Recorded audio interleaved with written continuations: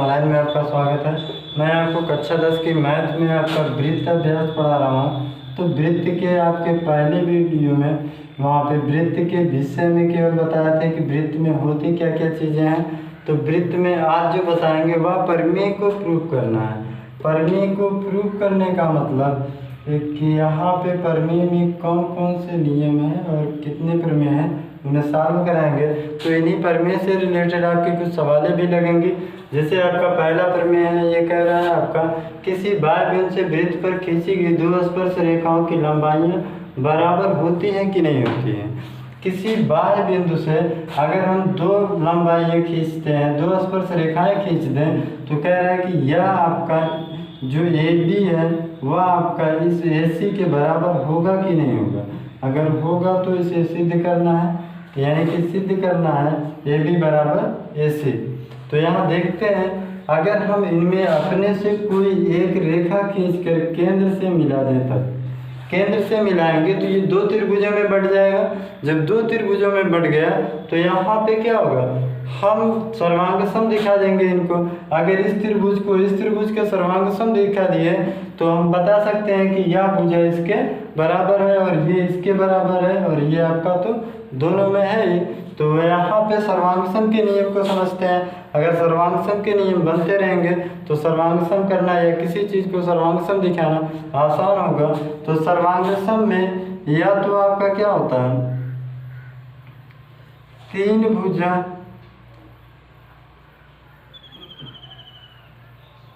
दोनों त्रिभुजों की तीन भुजा आपके जो होगी बराबर दिखाना होगा।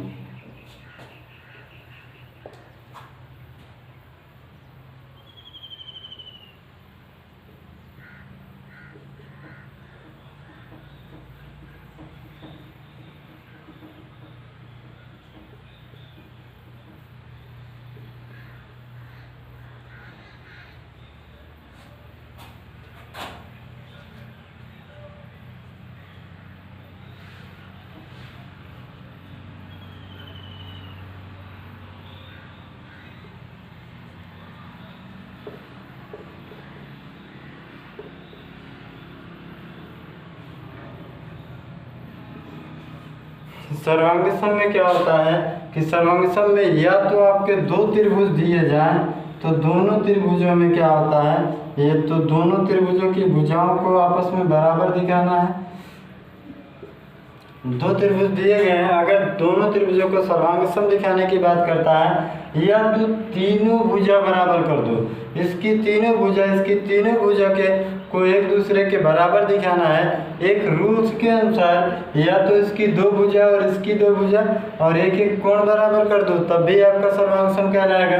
या तो दो कोण और एक भुजा को इसके दो कोण एक भुजा के सर्वांग सम कर देना है। अगर सर्वांग सम हो गया तो सर्वांग सम में हम कह सकते हैं कि यह भुजा इसके बराबर, ये इसके बराबर हो जाएगी और ये इनके बराबर। सर्वांग सम का मतलब अगर हम बराबर दिखा दिए तो एक दूसरे के कोण को तुलना में कह सकते हैं कि ये आपस में बराबर होते हैं। और सर्वांग सम में क्या होता है, सर्वांग सम का जो आपका चिन्ह होता है वो इस प्रकार से होगा।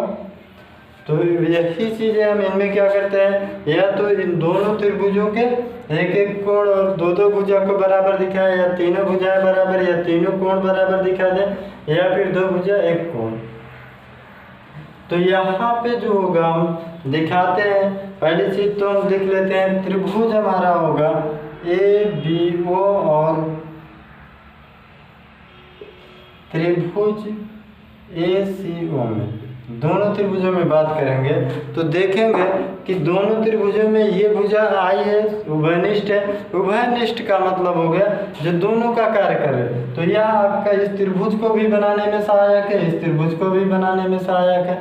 तो इस प्रकार से ये दोनों में है तो हम कह सकते हैं कि AO बराबर OA, ये दोनों में है। अब इसके बाद क्या होता है कि यह देख रहे हैं क्या, एक वृत्त है, वृत्त की ये क्या है, त्रिज्याएं हैं। एक ही वृत्त की अगर कई त्रिज्याएं हो जाएं तो वह क्या होता है, हम जानते हैं आपस में बराबर होती है। तो यह भी इसी वृत्त की त्रिज्या है और ये भी केंद्र से परिधि तक खींचा गया है। तो हम कह सकते हैं कि OB बराबर आपका OC, तो यह भुजा भी इस भुजा के बराबर हो गई। अब आप क्या कर सकते हैं, यहाँ पे हम जानते हैं, इसके पहले वाले वीडियो में आपको बताए थे कि अगर केंद्र से परिधि के किसी बिंदु पर अगर कोई रेखा स्पर्श करती है तो अगर स्पर्श बिंदु से केंद्र को अगर मिलाया जाए तो वह क्या होता है, 90 अंश का कोण बनाता है। तो ये केंद्र से क्या हो रहा है, स्पर्श बिंदु से मिल रहे हैं, तो ये दोनों कोण कितने के हो जाएंगे, 90 के। तो हम कह सकते हैं कोण ए बी आपका ओ बराबर कोण ए आपका सी ओ बराबर क्या हो जाएगा, 90 अंश। तो यहाँ क्या देख रहे हैं कि हम दो भुजा और एक कोण से त्रिभुज को क्या कर दिए हैं, बराबर। तो यहाँ हम कह सकते हैं कि त्रिभुज हमारा ए ओ ए बी ओ सर्वांग सम हो जाएगा त्रिभुज ए सी ओ। या अगर त्रिभुज हमारा सर्वांग सम हो गया तो हम अब कह सकते हैं कि ए बी बराबर क्या हो जाएगा, ए सी भुजा। तो यह हमारा क्या हो गया, बराबर हो गया। इस प्रकार से हम कह सकते हैं कि किसी बाह्य बिंदु से वृत्त पर खींची गई दो स्पर्श रेखाओं की लंबाइयां बराबर होती हैं। ये तो हमारा प्रूफ आपका परिमेय है, यह आपका प्रूफ करना था। अगर कभी भी आपको अगर ऐसी सवालें मिलती हैं प्रूफ करना है तो इसी माध्यम से हम प्रूफ कर सकते हैं। तो यहाँ हमें याद भी रखना होगा, कोई भी एक्स वाई जेड अगर त्रिभुज होता है वो वृत्त होता है, तो वृत्त से अगर कोई भी स्पर्श रेखा बाहर से स्पर्श करते हुए जाएगी तो यह क्या हो जाएगा, तो यह आपका स्पर्श बिंदु से यहाँ तक, इस स्पर्श बिंदु से यहाँ तक की दूरी क्या होगी, आपस में बराबर होगी। तो यह एनी टाइम आपको याद रखना होगा, क्योंकि कभी भी किसी भी सवाल में लग सकते हैं। तो उम्मीद करते हैं कि यह परिमेय का प्रूफ करना आपको समझ में आया होगा। तो आज के वीडियो में बस इतना ही। अगर ये समझ में आया होगा उम्मीद करते हैं। अगर इनमें कोई समस्या हो तो आप पूछ सकते हैं हमारे व्हाट्सएप नंबर पे। हमारा व्हाट्सएप नंबर है 81 27 14 84 33। आज के वीडियो में बस इतना ही। धन्यवाद। Subscribe now and press the bell icon. Never miss an update.